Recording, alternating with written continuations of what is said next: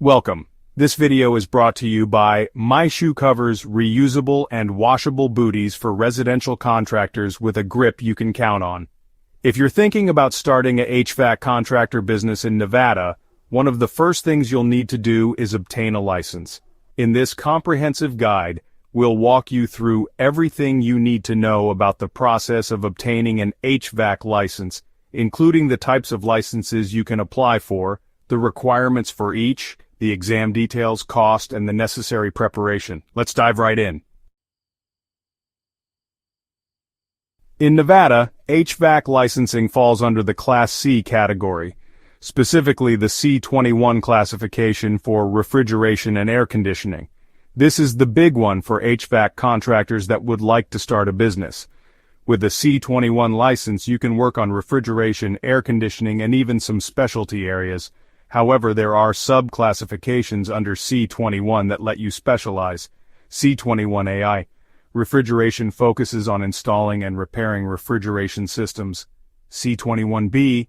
Air conditioning covers installing and servicing AC units. C21CE. Sheet metal is for ductwork and sheet metal fabrication. C21DE. Maintenance is perfect if you want to focus on upkeep and repairs. C21E. Solar air conditioning is for integrating solar tech with AC systems. C21F, chilled and hot water systems are for hydronic heating and cooling. C21GE, industrial piping is for large-scale industrial HVAC projects. There's also the EPA Section 608 certification, which isn't a state license but a federal requirement if you're working with refrigerants. To apply for the C21 contractor license, you need at least 4 years of experience as a journeyman, foreman, supervising employee, or contractor in HVAC work, and that experience has to be from the last 10 to 15 years. If you've got education from an accredited HVAC program, up to 3 years of that can count toward the requirement. So, trade school grads, you're already ahead of the game. You'll also need to submit 4 notarized reference letters from people who've seen your work firsthand, like employers or colleagues, to the Nevada State Contractors Board, NSCB. Plus, you'll need a financial statement to show you're ready to handle the business side of things. And don't forget, you'll need to get bonded, which is like an insurance policy to protect your clients.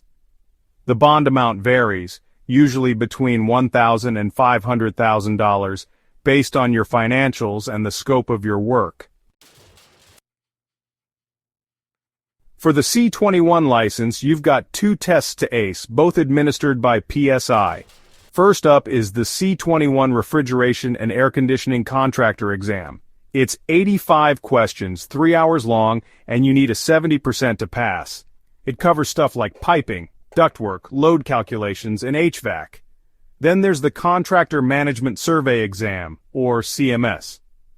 This one's 60 questions, 2 hours, and you need a 75% to pass. It's all about the business side, like labor laws, contracts, and risk management. Both exams are open book, so you can bring approved references like the Uniform Mechanical Code or NFPA 54. For the C21 license, here's the breakdown. The application fee to the NSCB is $300. If you take the C21 and CMS together, it's about $140 or $90 each if you split them up. You'll also need a license bond, figure anywhere from $100 to a few thousand depending on your bond amount. Add in a background check fee around $40 and you're looking at roughly $600 to $1,000 to get started, not counting training or study materials. To prepare for the contractor exams, you'll need to study both technical HVAC materials and business management content. This includes reading about contracting laws, financial planning, and how to run a business successfully. There are specific study guides available to help with the business exam portion as well. Focus on areas like HVAC installation repair regulations and business management for contractors.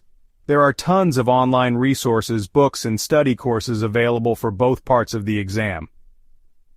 Practice exams are invaluable for getting a feel for the real thing. They'll help you understand the types of questions that will be asked and pinpoint areas you need to review. Many community colleges and trade schools offer preparatory courses for the HVAC technician and contractor exams. Check to see what's available in your area. Good luck with your exam preparations, and don't forget to check the Nevada State Contractors Board website for the latest forms, fees, and requirements. Link in the description. If you have any questions or need more tips on preparing for your exams, feel free to leave a comment below. On behalf of the MyShoeCovers team, thank you for watching this video. Please like, share, and subscribe to our channel. Check out our other videos, where we provide valuable tips to help you grow your contractor business.